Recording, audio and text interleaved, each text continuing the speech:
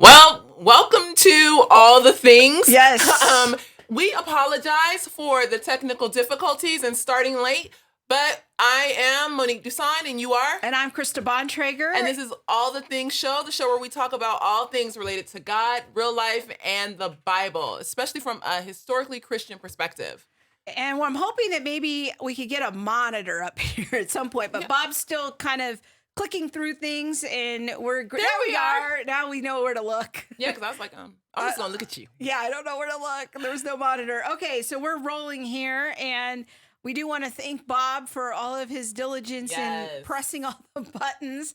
And there he is. Yay! And Emily is here tonight, and we are so excited to have her here. Abby went to camp. Yes, she was like, bye. Bye, Felicia. I got to go. Yes, she left us. So we're hoping she's having a good time. She's doing the photography and video stuff at winter camp for church. She's so talented. And we do want to thank you for joining us and ask you to, a great way to support the show is to share. Just hit that share button and share the show in your social media feeds right now. And also to join the conversation in our live chat. You can go to YouTube. That's the best place to interact with us. We love seeing all your check-in messages and who's watching us right now. And we are doing a book giveaway tonight. Whoop. Yes. Yay. My friend and colleague Kenneth Samples that I work with at Reasons to Believe, his latest book, Classic Christian Thinkers. So this is my personal copy. And so I'm kind of liquidating my library. Well, there's that. So this is my personal copy, but it's still in new condition. And I'm doing it as a giveaway tonight. So if you want the book, I was going to say, what do they have to do? Here's what you got to do. You got to go on the YouTube live stream and type in, I love all the things. If you type in, I love all the things. On the YouTube stream, not on the Facebook stream. Get to the YouTube stream. This is important, people. On the YouTube stream, then Emily is going to be collecting all those names and putting them into a randomizer, and we're going to spin the wheel at the end of the show. So this is a great follow-up to our conversation a couple weeks ago with Kyrillos. Kyrillos is from the Coptic Church, and he talked about Christianity's early African roots. Yeah. And so I am sure if they are classic Christian thinkers, then we would have some of those early Christian fathers from that like northeastern African region in there. It's really hard to find entry-level, lay-level discussions of early church history. And I don't know why I didn't think about this book, recommending it a couple of weeks ago, but it kind of came to me after the show. I was like, I should have recommended Ken's book. So I'm going to hold up to this camera here, the table of contents, maybe if they can. No, hold on. There we go. Here we go. As you can see, it covers Irenaeus, Athanasius, and Augustine. Those are three of the thinkers that we talked about on the show, but there's also a very fine chapter on Blaise Pascal and C.S. Lewis. So if you want this copy of Classic Christian Thinkers, go right now to the YouTube chat and type in, I love all the things. Man, people not wasting no time. Okay, I see you coming through, Lisa. I see you, Becky. Yes. All right. Tracy, Pauline is in there. Laura, Allison, Jesse, Laura Hartley. Yes. There it is. Okay, so we're going to have the drawing at the end of the show. Jeffrey, okay. Okay, now, if people missed last week's show, that was the great show where we got throttled by YouTube. Because we talked about something that... Should we spell it so we don't get throttled again? Well, maybe we'll say S, line, X, and it's not an O. It's another vowel. We talked about that on last week's show. And yes, Facebook and YouTube throttled us, and that was fun. Yeah. It was interesting. But if you had problems tuning into the show last week, that was not your imagination. That was just us being kind of quasi-censored. Yes, and it wasn't that we were talking about S blank X in like all of its craziness. In an explicit way. Yeah, we were really talking about the issue of gender and how culture is really in such a chaotic place and understanding sex. And there it is. Did it. Oh, darn it. The bots are coming for us. Sorry. So we also talked about polyamory coming. What is polyamory? Because okay, great. Because people may not know what polyamory is. So polyamory is this idea of thruples, of couples with 3 people. If it's a couple with 3, it's not a couple. It's a thruple. It's a thruple because a couple only involves 2.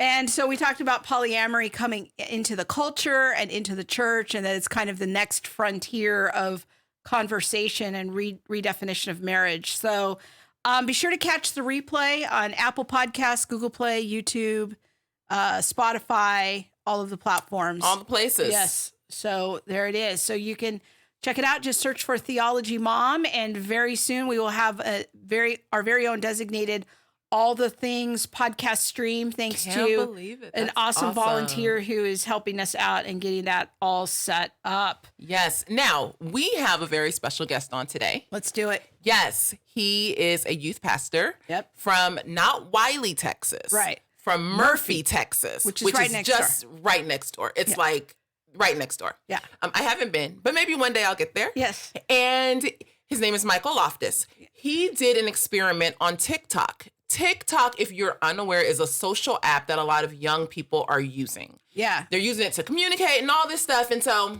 we're going to have him on. So yes, and he's going to explain it all. Let's get him on the machine here. There he is. Krista, thanks for having me on. Hey, Michael. This is a lot of fun.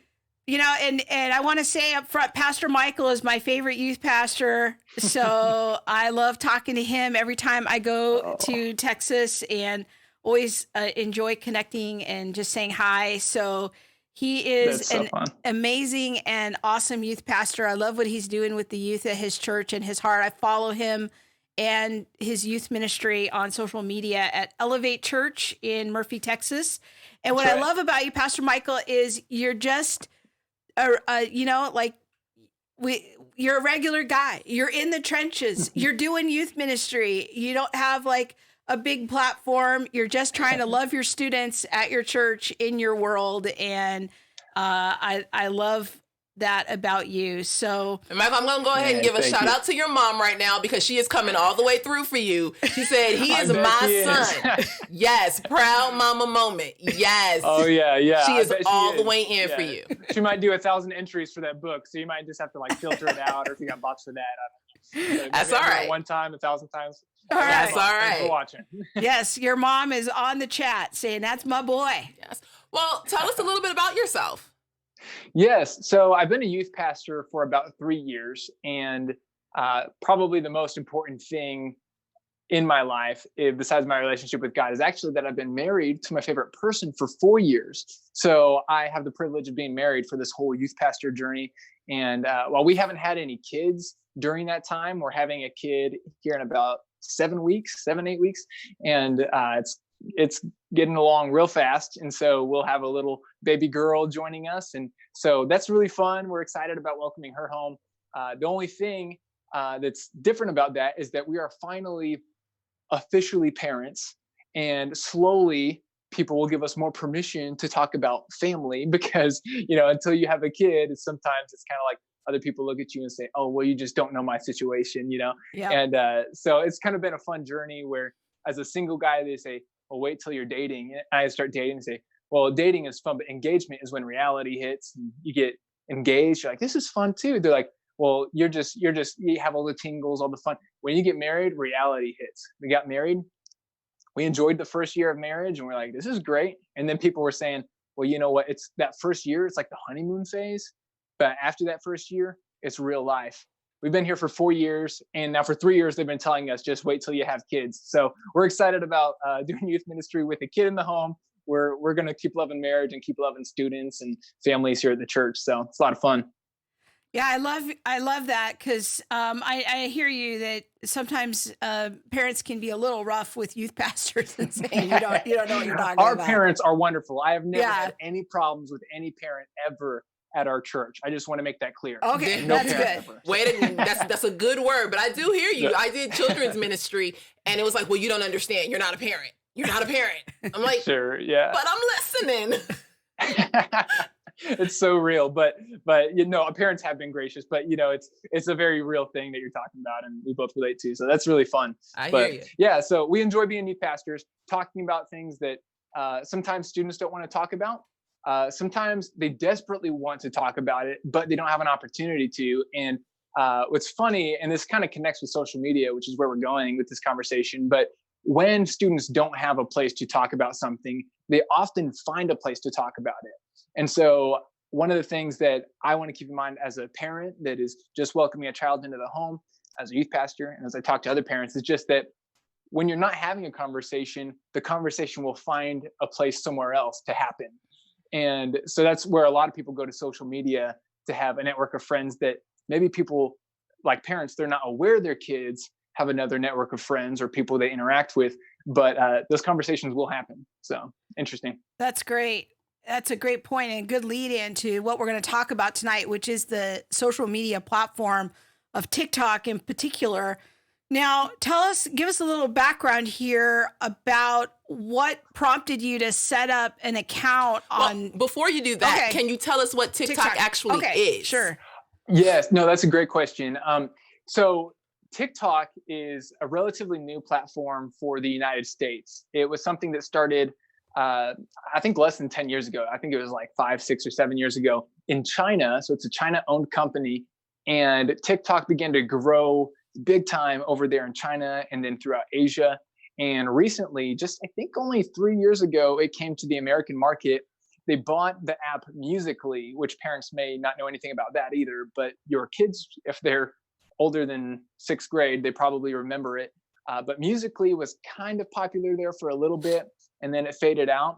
But TikTok, China company, bought Musical.ly and continued the brand with TikTok. And so it kind of entered the American market through Musical.ly. And now it's based in California, your home country.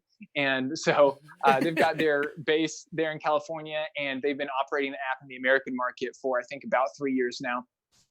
It's well on its way to being one of the biggest platforms in the world. And we can talk more about that later. I don't know if you want me to talk about that now, but really if you're going to just understand what TikTok is, you just have to understand that it's a China-owned company, recently came to the American market, the United States market, and grew to the point where it's one of the world's most popular downloaded free apps. And as far as downloads, it's the most popular. But Facebook, just giving you an idea of the growth of TikTok, TikTok has 1 billion users. I made a YouTube video about a month ago talking about this. I had some old numbers, but the latest numbers are that TikTok has 1 billion users. Most of them are in Asia, but 1 billion users, and Facebook has 2.5 billion. Okay, so when you roll back the clock on Facebook, when Facebook was just a young little social media platform like TikTok is right now, it was not even close to 1 billion. So TikTok is actually, it's got way more momentum, and it's way more addicting than any of the other social media platforms. And I can tell you more about that when we get into why I did the experiment, but that's really what TikTok is. And parents, if you have not heard about it, your teenager has, and they may or may not even be on it. You don't know that, but it would be something to investigate for sure. So. Yeah. So what did prompt you to set up an account on TikTok? Because to be honest, I hadn't really heard of it until you started making some posts about it on social media. So tell us about what prompted you to set up an account on TikTok. Yeah, so here's kind of how it happened. I had learned about TikTok because I was listening to some YouTube videos about marketing, just trying to understand what are the latest trends with marketing. And as a youth pastor, you're also part of your job is PR, and website stuff, app stuff. And so just trying to sharpen my game with that. And I heard about this TikTok, and one influencer was saying, hey, if you want to build a big platform, if you want to do something real great, Instagram and Facebook, their algorithms are being are making it more difficult for you to reach a ton of people.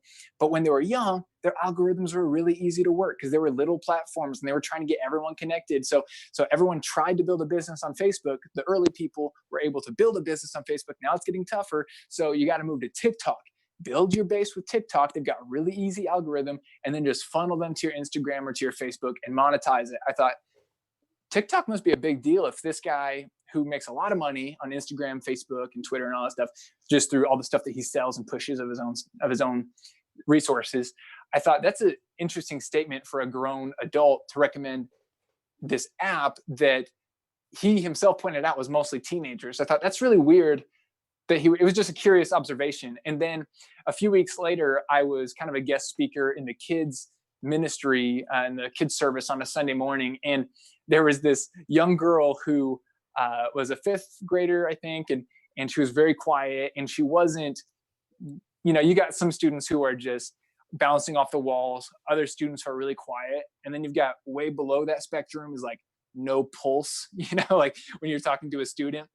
The student was sitting on the back row, totally quiet, not giving me any facial expression. And I was like, hey, good morning. And I tried to give a high five, and I was like, hey, good morning. And nothing. I was like, just trying to act like I'm trying to feel cool-ish, And so I said, okay, fist bump. Can you give me a fist? Nothing. I was like, seriously? And she's like, no, nothing. I was like, what can I do to get a fist bump from you? She said, you have to hit the whoa, which is a stupid thing. It's not stupid. It's just when you're trying to do it and you can't be coordinated like a teenager, you feel stupid. Okay. So I had to do this weird, yes, that was, you got to catch it. Whatever. So yes. She laughed at me and she gave me a fist bump.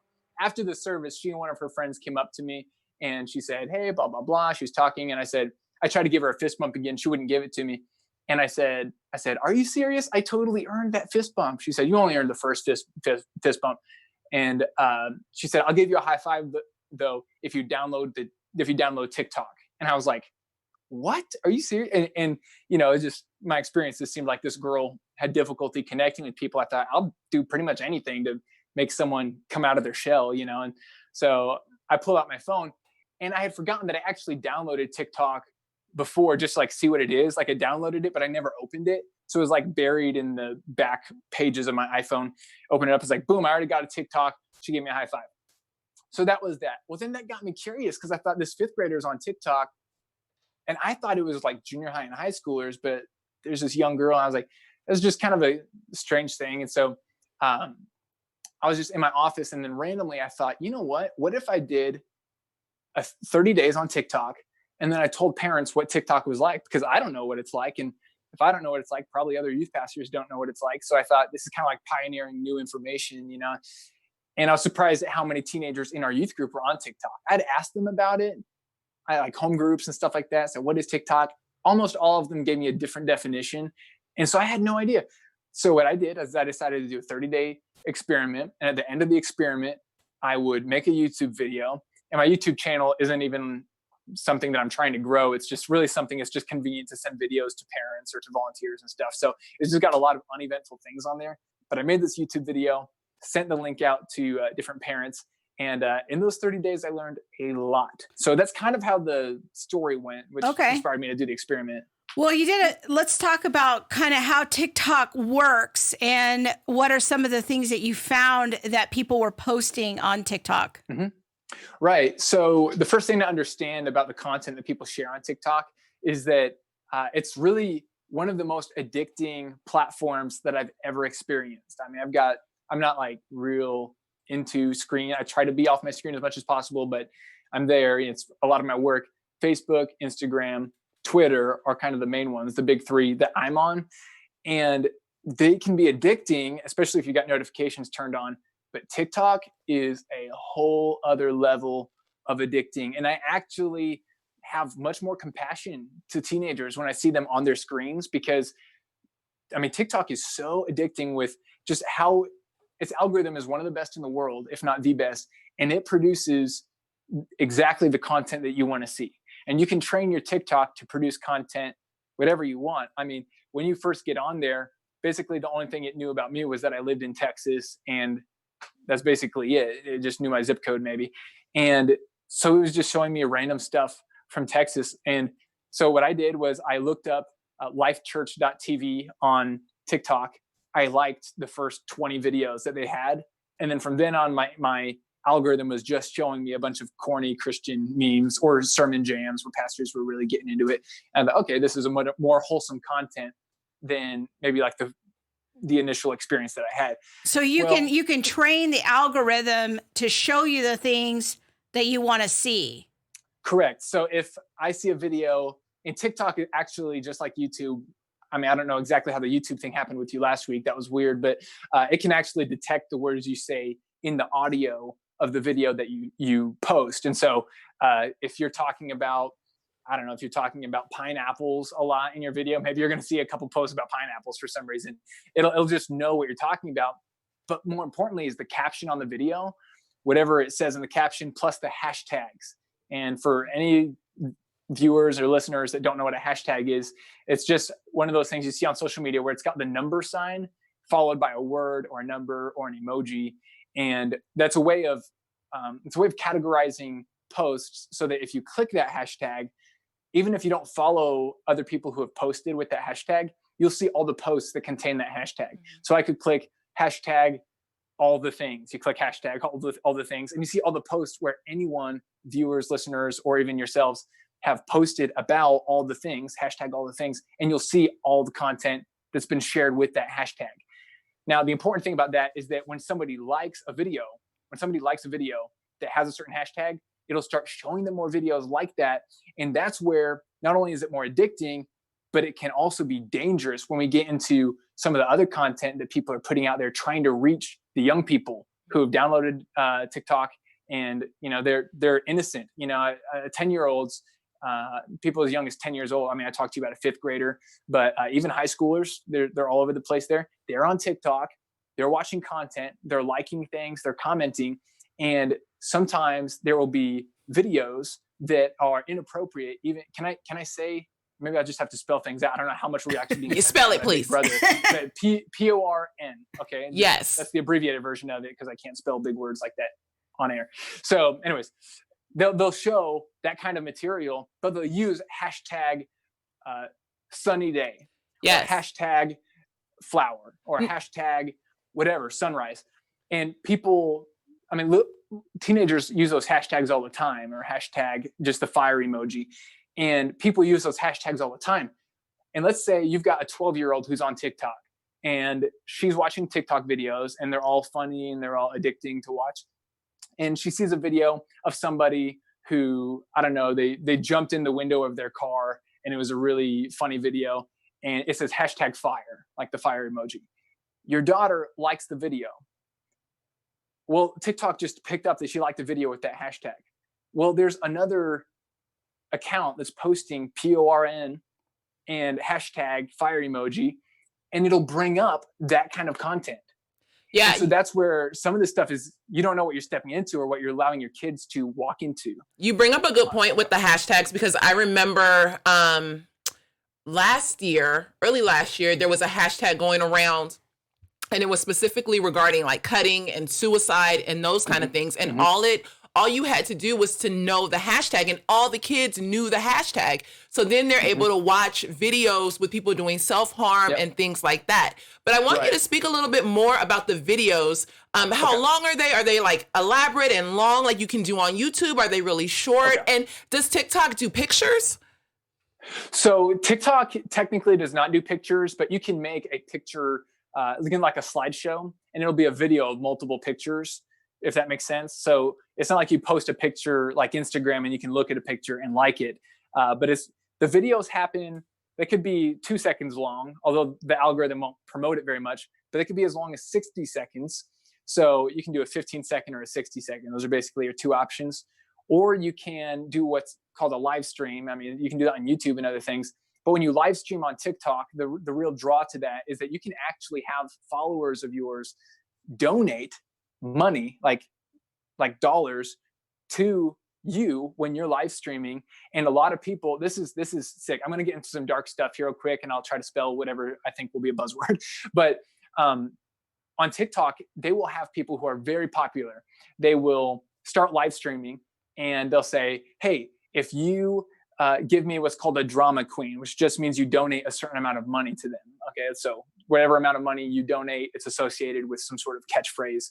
But the highest amount I think you can give on there is a drama queen. So if whoever gives me 2 drama queens, it's like $100 or something like that. Whoever gives me 2 drama queens, I will put your username in a video, and I'll give you 3 shout outs, and I will like the first 50 videos that you posted on TikTok. Well, what that does is it promotes the person who's being, they're receiving shout outs, and this big influencer with 1 million followers are liking the 50 videos that your 12-year-old is watching or whatever, or posting. And what happens is they get all these shout outs, and they're exchanging money for it. And a lot of times they'll even say, this isn't like all the time, but it's very, very common. And you could just, look up TikTok on YouTube or the news, and you'll see this.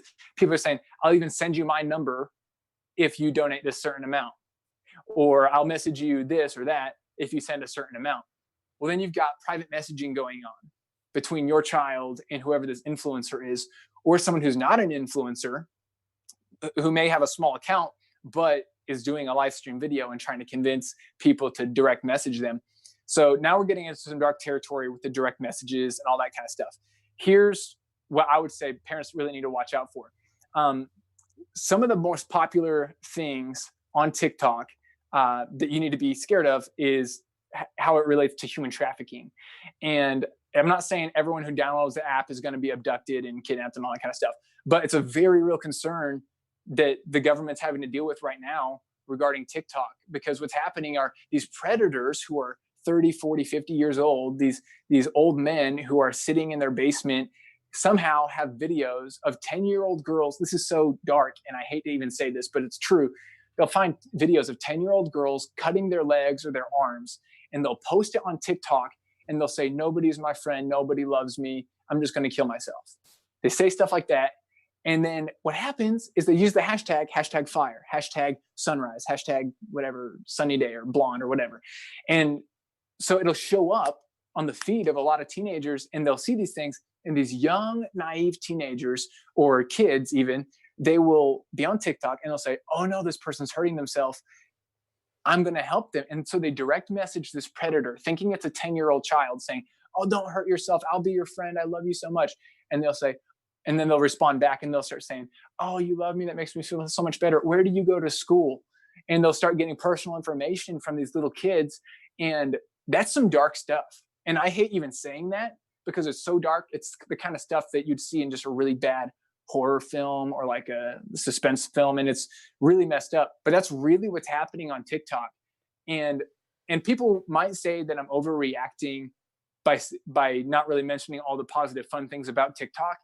But really, any social media platform that's successful is going to have an addicting element to it or features to it. And so TikTok is a lot of fun, but there's a lot of danger there too.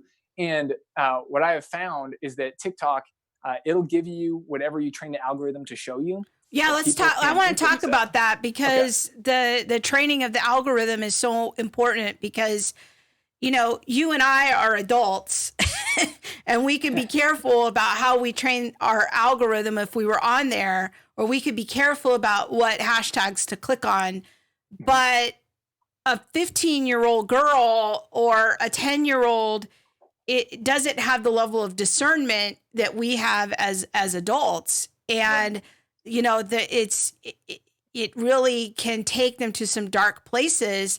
And if you're a teenage boy or junior high boy and you're on TikTok, like how easy is it to start looking at porn on TikTok? It is so easy that honestly, it could be stumbled upon on accident and pretty quickly. If you're not pretty consistent with what you like and all that, then it's probably going to show up eventually. The positive thing is that you can follow positive accounts, and then there's really 2 feeds that you can watch. You can watch the feed called following. So the people that you're following, you're only going to see their content. So that's what I chose to do. And I saw very controlled content. What you could also do is go to the part that's kind of up in the air, which what I found is pretty much, I haven't seen a student who does not do this when I talk to students in the youth group, but they don't look at the people they're following. They click the side of the thread that says followers, or not followers, but it says for you. It's a for you thread is what it's called on TikTok. They'll click the for you thread and they'll see posts come up that are only being shown to them by TikTok because of the algorithm. So it's not even people that they're following. And so you got a young boy who's 15 years old. Probably, I mean, like by the age of 10 or 11, they've already been exposed to PORN. Okay. So like, that's just, I know parents, I talk to parents who say, no, my kid, I've checked, my kid doesn't know anything about that. And then I talk to 14-year-olds, they say, yeah, I've been looking at this stuff since I was 8 and I was too ashamed to tell my parents. And so they still don't think I know anything about it. And I'm like, wow, like you need to run to that conversation with your 10-year-old. I just think that's important, but it's really easy because what you do is you see it as a 15-year-old guy. It doesn't take a lot of convincing for a 15-year-old guy to pause when he's looking at TikTok and he sees something like that. And he may or may not like it, but TikTok also notices that you stopped skipping videos. So the next video is probably going to be something like that. And then the next video is probably going to be something like that. And you only have to watch 2 or 3 or 4 videos before that stuff is in the algorithm and it's going to keep promoting it to you. So it's like salt water. The more you drink, the thirstier you get. It's like the more you consume on TikTok, the more TikTok is going to show you. And that's actually why I don't want to make a universal statement, but that's why the majority of parents that I know, so high school guys on TikTok, their parents had no idea that they had a TikTok. And when some of them found out that their student had a TikTok, they weren't even concerned because they thought, oh, I trust my child. And trust is great. But unfortunately, we're human beings and this stuff chases after us. And there's some things that we can do to help our children navigate that.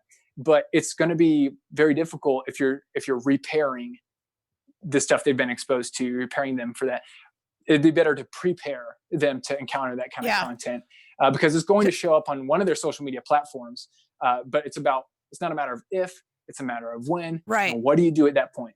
You brought up a good point and you kind of just like went by it really fast, but people on TikTok can get information and videos from people that they're not following, right? Mm-hmm. So you don't even have to have any connection with these people at all. It's not like Facebook or Instagram where I'm gonna send you a friend request and I more or less, aside from like ads, know the people who I'm in connection with on this app. These are just random people that pop up in your feed at any time. Right. So, and that's dangerous stuff. It's dangerous, and it's really important to understand that children on TikTok are engaging in conversation and in life in a regard with people that they have no idea who they are. And I also wanted to mention, like, yes, we are highlighting that teen boys, like that whole PORN situation with teen boys. But parents, if you have teen girls or young girls, tweens in your home, don't be fooled. Girls are also subject to being influenced by porn. And I shouldn't have said that word. Yeah. Excuse me, Facebook or YouTube.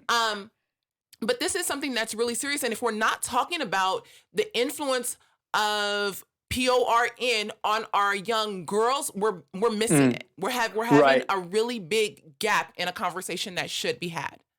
That's so true.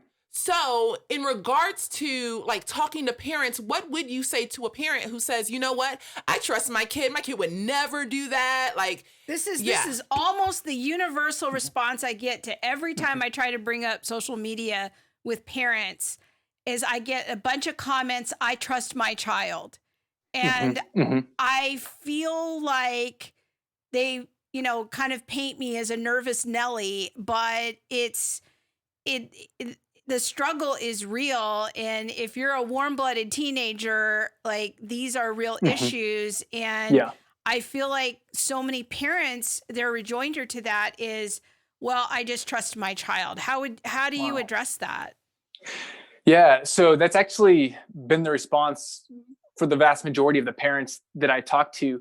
And when I initially talked to them, I didn't have anything negative to share. It wasn't like I was going around collecting data on their teenagers to report or turn in, But as I began the experiment, I didn't see any of my students or people that I knew on TikTok initially, because I was just experimenting with the features of it. And I asked in passing, hey, do you know anything about TikTok? Does your child tell you anything about TikTok? They say, no, I'm not even interested. It's just not something I get into. Say, oh, okay. Well, then when I started learning about these kinds of dangers, the conversation started coming up. And You're right. It's like the universal response. It's the knee-jerk reaction from any parent. And I'll probably have the same thing. I mean, I've talked to several parents who say, no. I know my child is not perfect. And then I'll bring something up. Hey, yeah, I just wanted to hear your thoughts. Were you aware of this situation? No, that didn't happen. And it's like, that doesn't happen with my kid. And I would just say, man, trust is awesome. And the fact that there's trust in that relationship is such a good thing, because there are a lot of relationships in families where there is no trust, and that's a bad thing too. That's a very real struggle. But I like what another Christian leader says. He says, trust is earned slowly and it's lost quickly. It's a lot like glass. It takes a long time to make, but it's very fragile and it can be broken quickly. Trust is something that's earned, and it's not just given because we're family or given because I love you.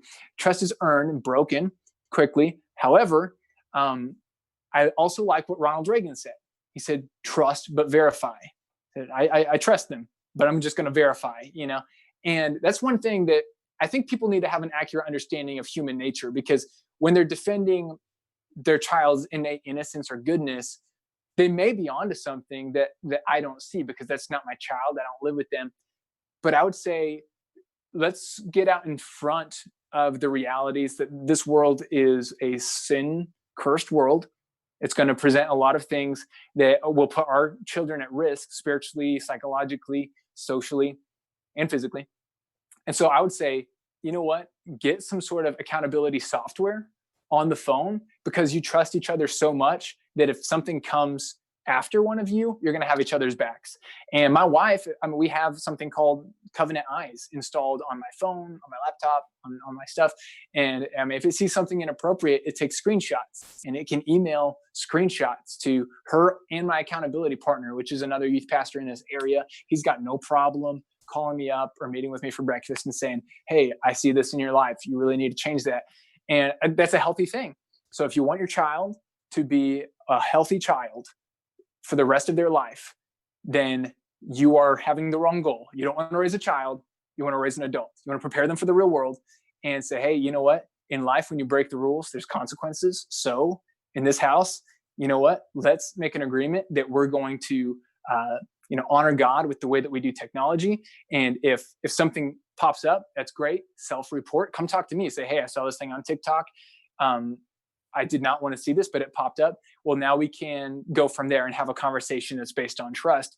But man, put Covenant Eyes on your own phone, I think, and on your student's phone. Get it for your family. They have like a family plan that saves you a lot of money. Yeah, we have I gave a link to my husband. We're going to put Covenant Eyes up here on the screen just so people know we're not sponsored by them. We don't get anything, but it's a very valuable resource. And I want to encourage families to go get this on all your devices. And even if you don't have kids, just to help provide accountability of trust but verify, and because these things can create strongholds in our life very quickly. Right. And if people have been on my channel, they know that I have a lot of experience in working with people who have been injured by porn, and their lives have been injured, their marriages have been injured, and this is a very real concern. And almost inevitably, when I talk to people, it started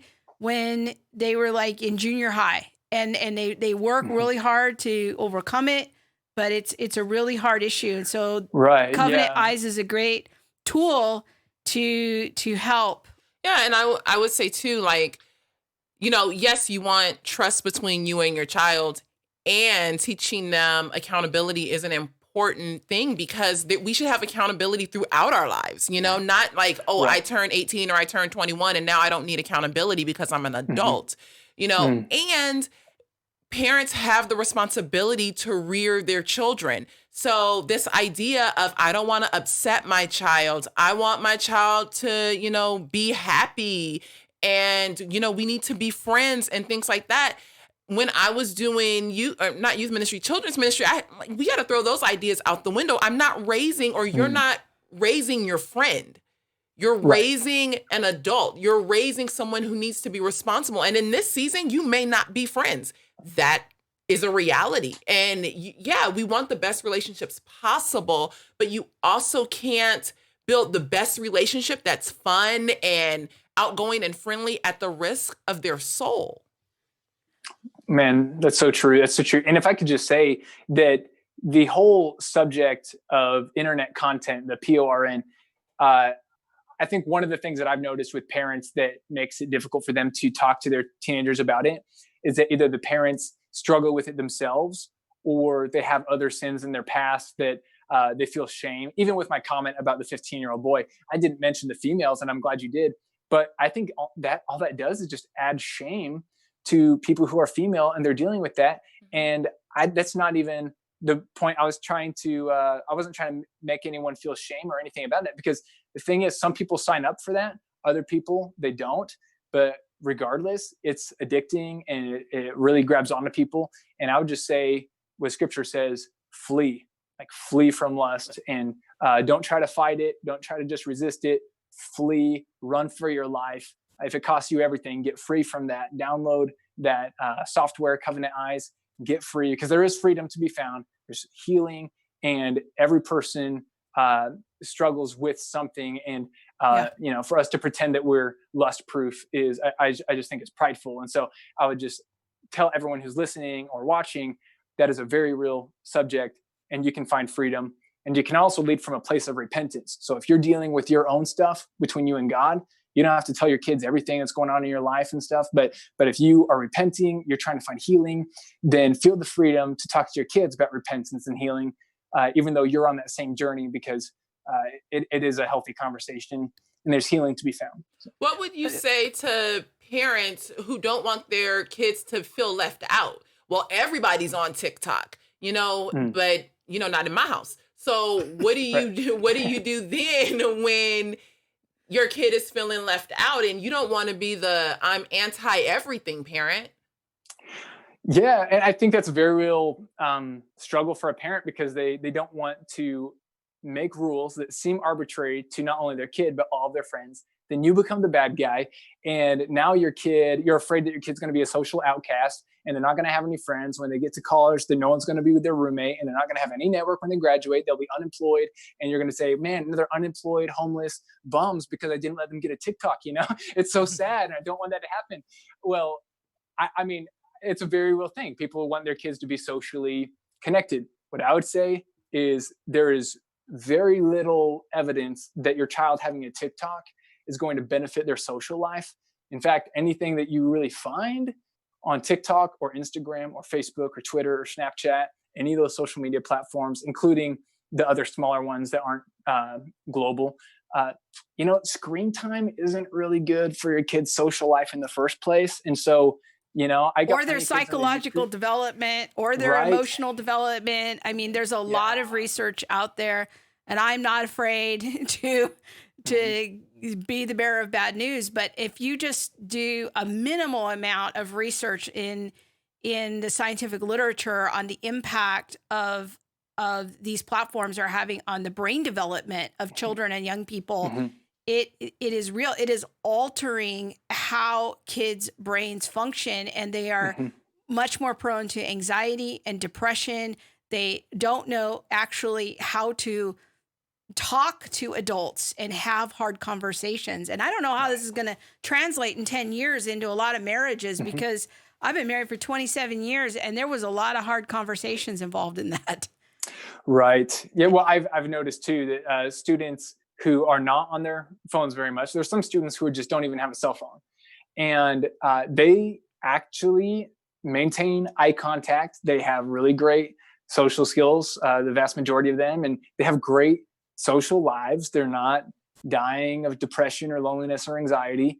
And I'm not saying that a phone is going to definitely cause that in every case, because you can also, I'm sure there's people without a phone and they're dealing with all that for sure. But I'm just saying the vast majority of times, what I'm seeing in teenagers, let alone adults, teenagers, is that the students who have the most anxiety and depression and talk to me also have the most active social media accounts. So I don't want my kid to miss out because of TikTok. I want to let them be social with their friends. There are other ways to accomplish that. Short term, they may be angry with you, but it's kind of like you said, Monique, It's like, you're not trying to treat them like a friend. That's great if you are a friend for now, but worst case scenario, you're their parent now and you're their friend later, because you won't be able to be their parent later. That's for sure. And you're going to wish, man, I wish I could parent them, and they're 25 making these decisions.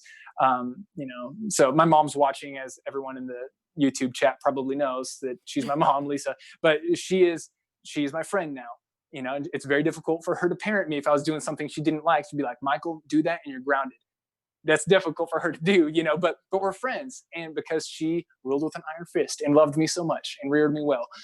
So that's, shout out to my mom, I guess. But really, I just want parents to know that you can be friends. It just may not be instant gratification. Yeah. You know what I'm saying? Like, just delayed pleasures. Now, looking at kind of shifting from the parents, because not all kids' parents are, going to church or thinking about things like this. Right. How should this be addressed in church? How should pastors be having these conversations in church, either from like main service and in like big church or in youth groups? Well, before we get into that, there's a really important point I want to make sure that we don't leave unsaid about the platform itself, is that, because I do want to come back to that, so don't let me forget. But I won't, because it's my question. Yeah. I got it. I really think that because there's a lot of comments in the chat from parents talking about, they know that their kid's not on these platforms because they monitor what their kids do. And I think one of the things that you said in your video, Michael, that I thought was so important is that the culture of TikTok is such that it's somewhat about doing things behind your parents' back. That right. is part of the culture of TikTok. And I want to kind of say a word of admonishment of a lesson that we've had to learn the hard way about our children having secret accounts. And don't think that everything your kid is doing on social media, even if you are monitoring them, even if. And I was just wondering if maybe you could speak to that, and then we'll talk about the church a bit. Yeah. So in that video, that YouTube video, which you both saw, I made the analogy of Lord of the Flies. And I hate to do that because I try to stick to either biblical analogies or things that don't make people nauseated. But the Lord of the Flies, that book, is actually a really good representation of TikTok, because in that book, it's like these kids, these British kids, they crash on a deserted island. All the adults don't make it through the accident. So these young boys, these junior hires basically, are trying to fend for themselves. They self-organize. And there's a lot of storyline in there that comes out of World War II about human nature being depraved and flawed and all that. People don't like that book, but it's a classic for a reason.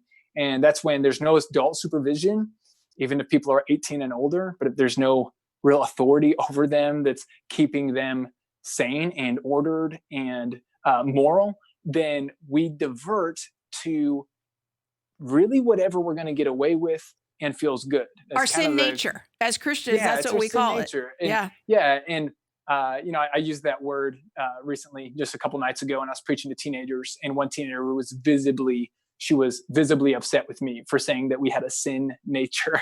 And, but it's very true. And what you see is TikTok is underground. Parents are not on it.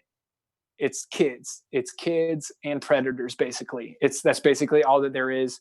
You could point to some influencers who are pretty amazing, wholesome people who have millions of followers, but that's not a lot of them. That's very few of them. And those teenagers, it's really interesting how much more I relate to teenagers' humor after I was on TikTok for 30 days. It's like whenever they say something, I know that's from a soundbite that's on a video on TikTok that went viral, and I know that soundbite. So when they quote that soundbite, I'm with them and I know the joke they're making, instead of it just looking like they're randomly, just saying something or doing some random dance in the aisles of Walmart. You're like, what's wrong with these kids nowadays? It makes sense to me now. You just see a different version of them, and their parents have no idea because they think they monitor them. And by that, they just basically assume that their kid is honest. They say, so what social media platforms are you on?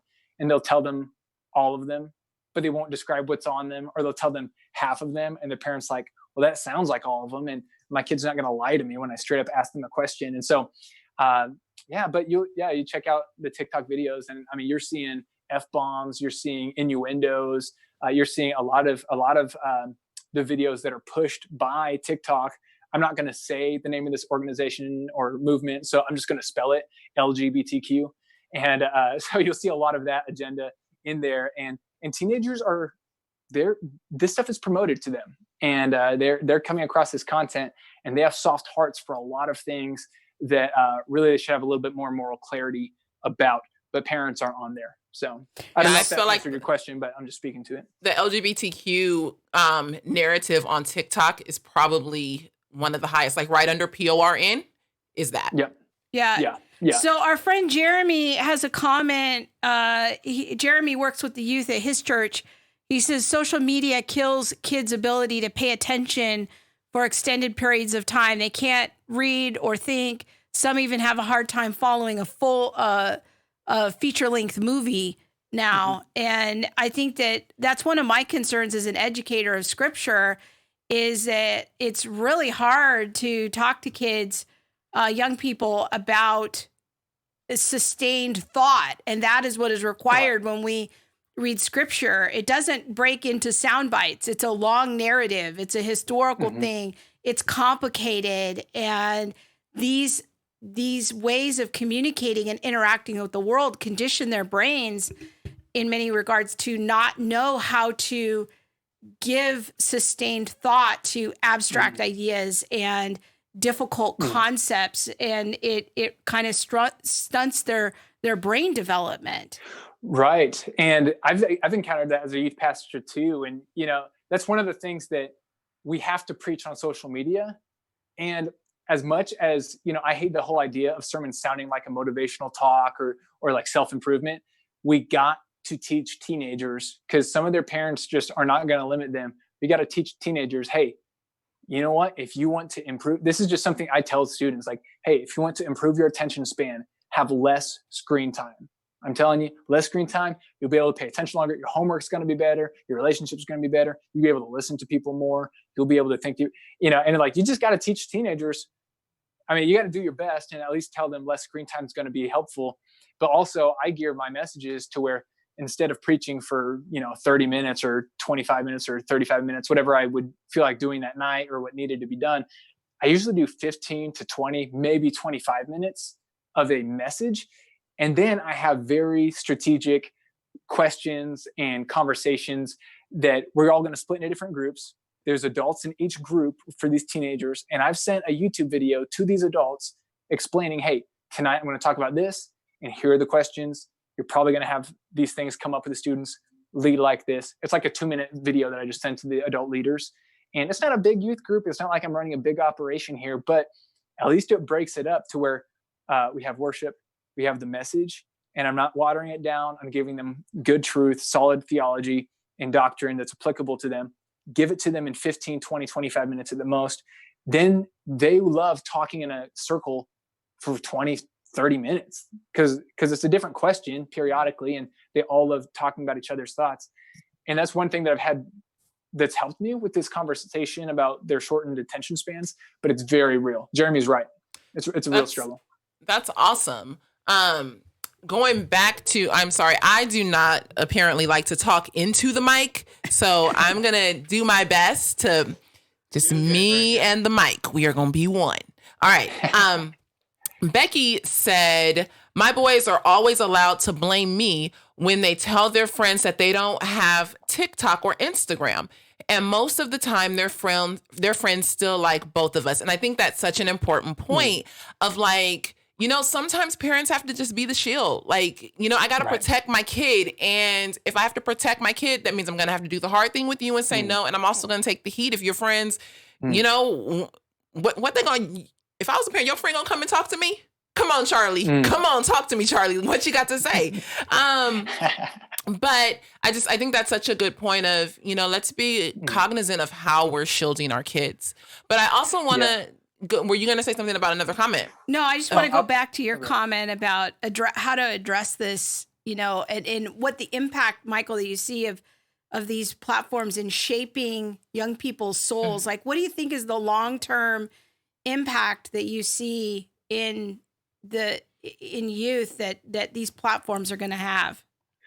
Yeah, unfortunately, I mean, I have a lot of hope generally, but the problems that it'll produce the church will have to overcome and families will have to overcome is that with shortened attention spans comes basically what is quick, what is cheap, what is pleasurable. And so these people are going to be voting soon.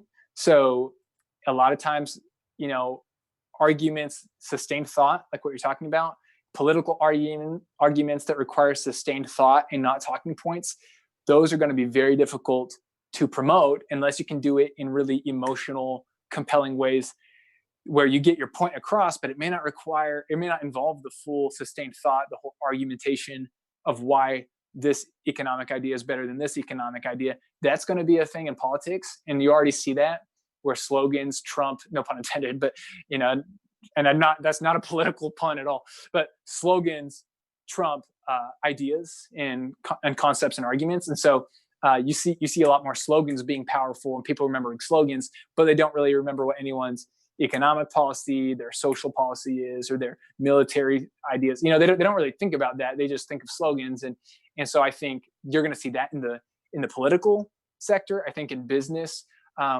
it's going to be the minority of millennials and Gen Z, which are the current teenagers, the minority of them who are really, they can focus for more than a minute on one thing. They don't look at their phones all the time. They show up early, they stay late. Those kinds of people, they're going to rise to the top. We'll still have political leaders. We'll still have businesses that grow. But you're going to be looking at a lot of people who demand things without knowing what that is required. So their work schedule is going to have to be remote. You're going to have to hire Gen Z. They're going to have to be on their phone or their laptop at a coffee shop or their home or somewhere. But they're not going to like showing up to an office. And they currently don't, and even a lot of millennials don't. And so working remote is going to be a big thing.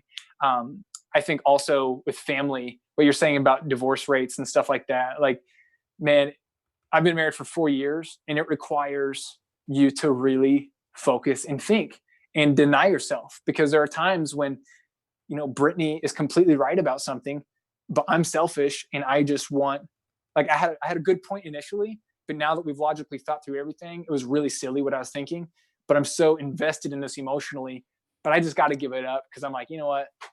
She's right. But, and that kind of stuff requires sustained thought, and it requires not being pleasure based. You have to think through, I got to be selfless. I could be wrong. That stuff, very difficult with algorithms like this. And I enjoy social media. I'm on social media. I think there's a lot of good. I think you can use it for good and redemptive ways, but just the conditioning of the neural pathways is what concerns me. And I just don't see how these people, I think divorce rates are going to skyrocket, but that's just, my personal opinion. It's not a prophetic word, but that's where I'm at. And I think that, what we're going to see in terms of how it's shaping their souls is this instant gratification.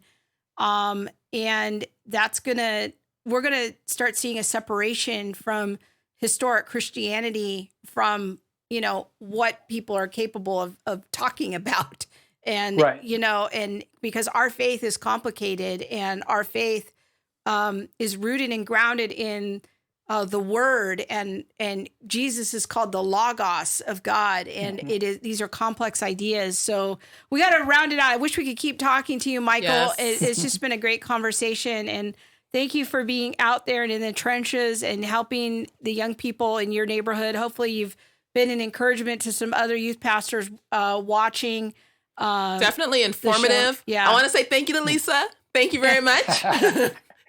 She was like, Loftus 2.0. Yeah, she is a big fan of mine. She's a big fan. So she likes me a lot. But hey, I just want to thank you guys for having me on. And any parents, if I've totally traumatized you and freaked you out talking about Tik-Tok, just know that the Holy Spirit is going to be the most useful thing in your life through this whole thing. God's going to be with you. Social media didn't catch God off guard. So it may have caught all of us off guard, but God saw it coming. God's got a plan. So follow Jesus. And as long as your kids love Jesus, then I have a lot of hope for them. So thanks for having me on, guys. Good word. Right, thanks so much. Thanks, Michael. Okay. Wow. Great conversation. And I want to remind everyone, once again, we're doing the book giveaway in just a few minutes. So if you want to enter, go to YouTube, go to the chat on YouTube and type in I love all the things. Emily is collecting those entries, and we're going to spin the wheel here in just a few minutes. We have a comment from Phil, and he says, if you don't have Disney Circle, get one. And through it, you can block apps you don't want your kids on while they are on Wi-Fi. It's a start. I haven't heard of this app. So thank you for posting that. That's awesome. Phil. Thanks for tuning into the show. Phil and I grew up at the same church. So he's a brother of a friend of mine. So many good comments here. And I've got a couple more entries. Jeremy's entering. Maria is entering. Donna in Wyoming says, hopefully the pendulum will swing back and we'll stay disconnected more from this stuff. I'm wondering if that's going to start to be a trend of like disconnecting, and people will start, that will start being a thing where people will engage in more authentic relationships and disconnect more. And my daughter Emily's giving me the thumbs up, so maybe that's a thing. I hope so.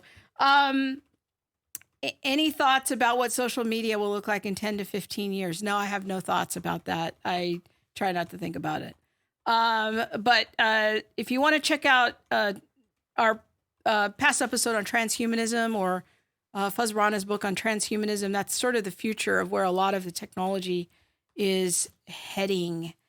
So if you're watching on Facebook, make sure to head over to the YouTube stream so you can enter into the book drawing.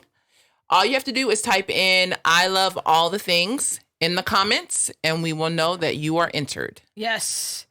Donna says, I'm glad my kids are grown. Social media has made parenting so much harder. Boy, I so agree with that. There's so many more different challenges, and porn is just so much more accessible now. You can just download it so easy. You don't even have to pay for it. It's just out there, and it's not like, it used to be. So all right. Okay. Should we go on here? Yes. Keep those comments coming. All right. We are coming for you, Phoenix, in just a few weeks. Yes. Well, 5, maybe. Something like that. Yeah. About 5 weeks. 4 or 5 weeks. So April 3rd and 4th. So tell them what we're up to here. So we are going to be at a women's conference it's in Tempe, right outside of Phoenix. Called Change for the Better. And Krista's going to be doing 2 plenary sessions. And then together we're going to do a breakout session called The Great Awakening, where we're going to talk about critical race theory. Can we get the graphic up one more time, Bob? All right. Yeah, go ahead.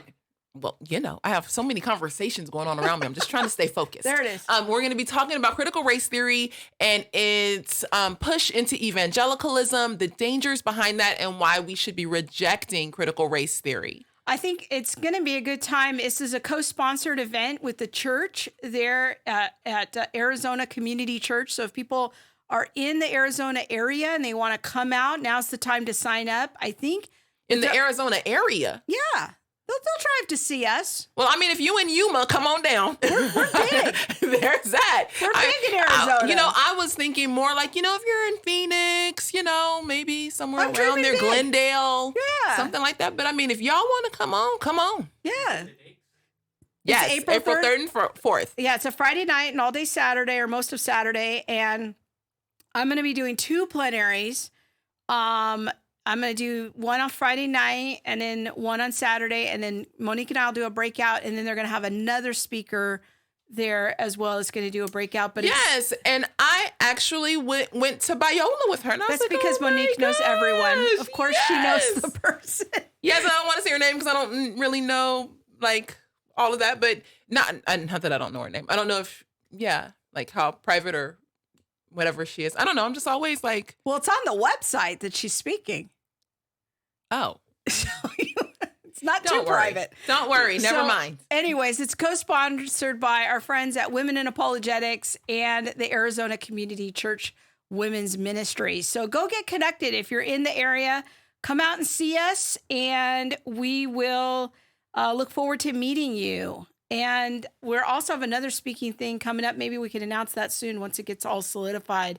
But we're going to be coming to the East Coast, Lord willing, in April as well. Ooh, I hope y'all have good weather on the East Coast in April. We want to find good barbecue. These are the priorities. Yes. When we come to the Southeast. Okay. One more time. You can enter now. More people have entered just now. So go to the chat box on YouTube and type in, I love all the things. And you can be entered to win Classic Christian Thinkers, which we are going to give away in just a few minutes here. Donna, thank you for posting our crash course on critical race theory on some Facebook pages today. Thank you very much for doing that, helping us spread the good word there. Wow, thank you. Oh, thank you for that kind word. Depends on which part of the East, because more of like the Southeast. Yes. Yes. Southeast. Yes. We will hopefully be able to announce that publicly soon. All right, let's talk about the coronavirus. Oh. Do you know? Okay, and maybe I shouldn't know this, but I read that the sales of Corona beer went down 30%. Well, you'd know more about beer than I would. I don't drink beer. No. Let's be real, people. I don't drink at all. A good wine I am not opposed to. I am sorry if that offends some. Okay. So Corona beer sales are down. And yes, because of the coronavirus, because people think that the two are somehow related. Come on, people.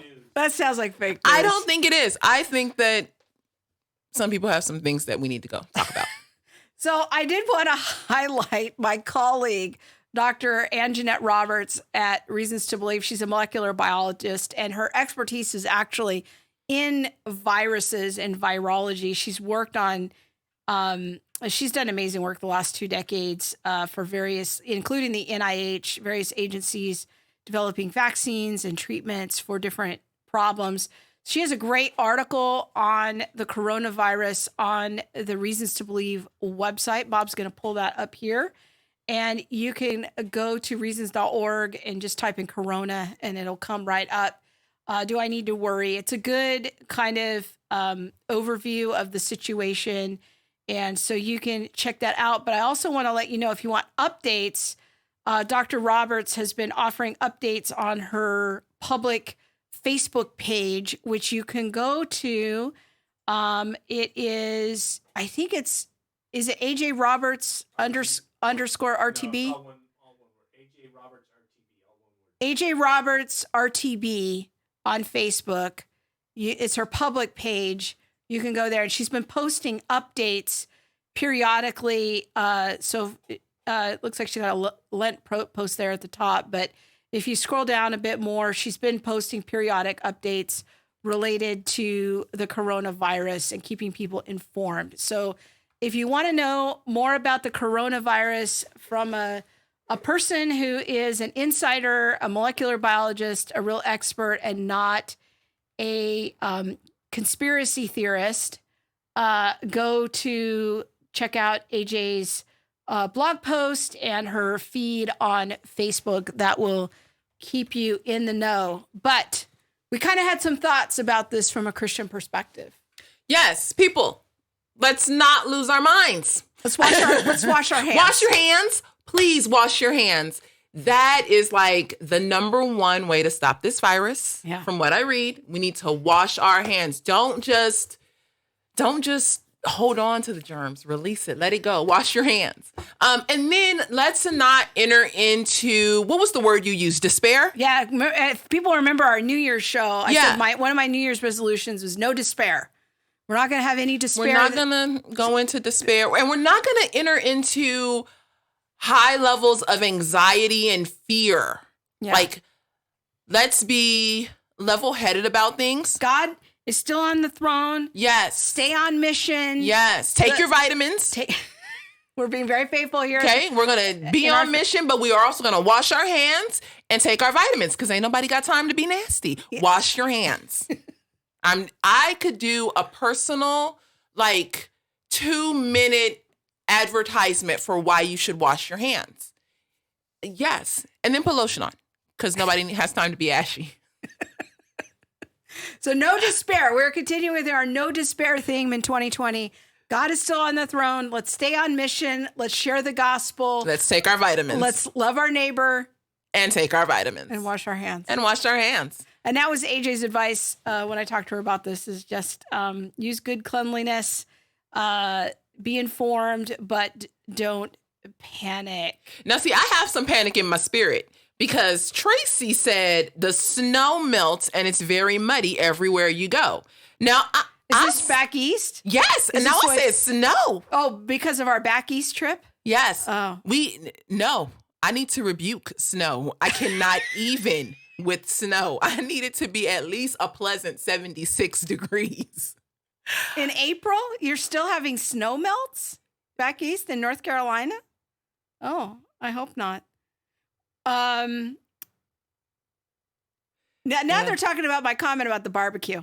Well, we need barbecue. I need lots of barbecue and no snow. Oh, okay, wait a minute. Before we go on in North Carolina. Well, there's that. Before we go on to the book review tips. and all of this stuff, I need to give a highlight because I had a birthday not too long ago and I got this shirt. I don't know if you can really see it all the way, but it says, I got a twist and talk into my microphone.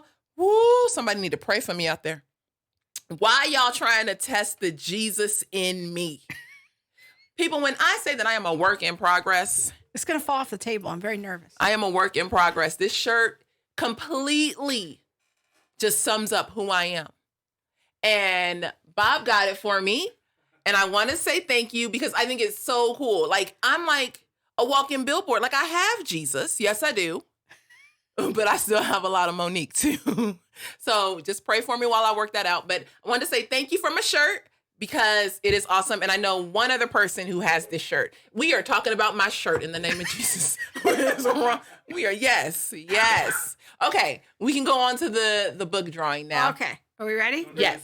We're gonna, or the tweet of the week. Which one? Let's do we're the gonna- tweet of the week No, we're going to first. do the book drawing. No, let's Do tweet of the week. Tweet of okay, the week, last yeah. chance to enter Yes, right now. give people more chances. Emily's going to oh, she just killed herself. Her knee just. I think she fell over. Yeah. Okay. All right, just type in "I love all the things" in the live chat box on YouTube, and then say a prayer for Emily's knee because she just got. Wait. Conked. Donna Wyo said, I live in Wyoming. Lots of lotion necessary. Yes, but you can't be ashy. Don't be having that dry skin. It's wrong. Tracy says she loves your shirt. Thank you. Okay, Yes. tweet of the week.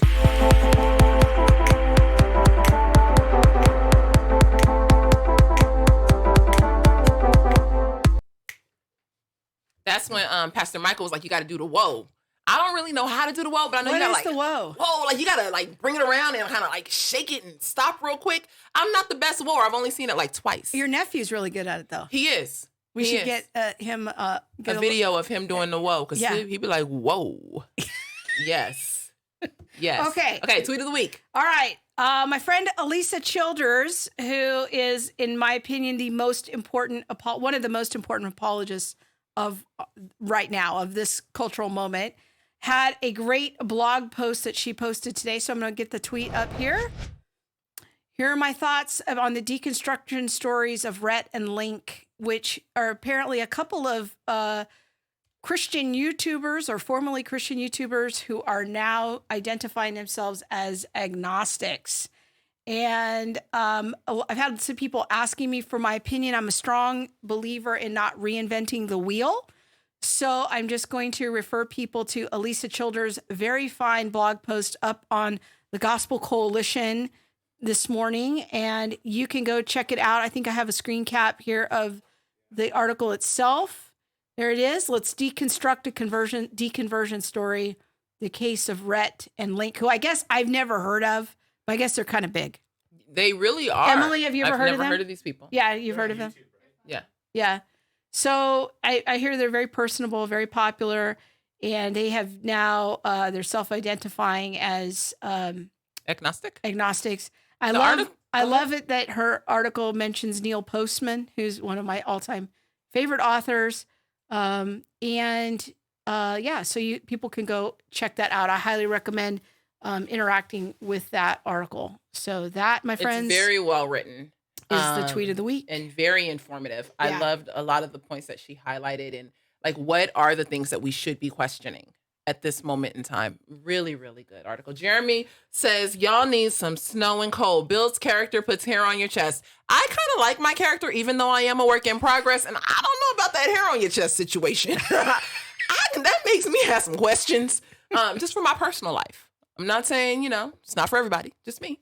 Okay, are we ready to do the book giveaway? There it is. This, the final thing. All right, Emily. Can I enter? Because hold on. No, you can't enter. Too late. You can't enter. Yes, I can. No. Yes. Employees can't enter. That's got to be in the bylaws somewhere. Okay, let's spin the wheel. On here, let's go to the big spinner. All right, there's all the entries. Okay, go ahead and spin Let's it. see. Oh. Wow, it actually entered me. If I win, I will release my winnings. I wish I would win. That'd be awesome. I was so close. Melanie! Yay! Melanie Baroche. Woo! Okay, Melanie, Woo, woo. you gotta DM me or something to send me your physical address. Don't stick it on YouTube. Because I might come visit. I'm just saying. You want to spin it again for a runner-up in case? All right, we'll spin it one more time for a runner-up in case Melanie doesn't DM me in the next 24 hours. Okay, we're going to do, this is for the runner-up. So, Melanie, DM me in the next 24 hours with your physical address, and I will mail you a book. Our runner-up It's me. Oh. is Becky Milstead. Yes. All right, Becky. I think she might be in my small group. All right. All right. So, Melanie, 24 hours to DM Krista with your information. Send us the deets. Or we will be going to Becky. That's right. All right. Because I think I have Becky's information. So there it is. Classic Christian Thinkers. I want to recommend it if you're looking for an entry-level kind of discussion into great Christian figures in our history. It's hard to find stuff that's entry-level. That is a good thing that you will enjoy. Okay, that's about it. That's a wrap. All right. Please share the show. If this was helpful and informative in any way, share the show with your friends. Make sure that they know about us on all of our platforms, Google Play, Apple Podcasts. Tell them why you like the show. It's so helpful to get a personal recommendation from someone else. Yep. Because when I go to a good restaurant, I want to tell people. I just don't want people to find out on Yelp, because then it's that could be true. You ever go to a bad Yelp review? Don't do it. Don't do it. All right. So and then be sure to subscribe to the show notes. Yes, and check out our website. allthethingshow.com. You can sign up to receive the weekly show notes there. Yes. If you haven't liked us on Facebook, go to our Facebook page and like us. Yes. Yes. So I don't know. I thought we had some graphics, but maybe not. That's okay. The show notes, maybe? The website? You guys, thank you so much for... See, that's all I'm saying. We still be having conversations. I'm trying to talk, and people be having conversations. There it is. Yeah, I don't know where I'm going. I don't know when I'm supposed to say something. Okay. But you guys, thank you so much for watching. It just boosts our weekend, and we're so glad to have you here. Thank you for interacting with us in the chat box. We appreciate it. We appreciate your time and your thoughts, and we can't wait to see you guys next week.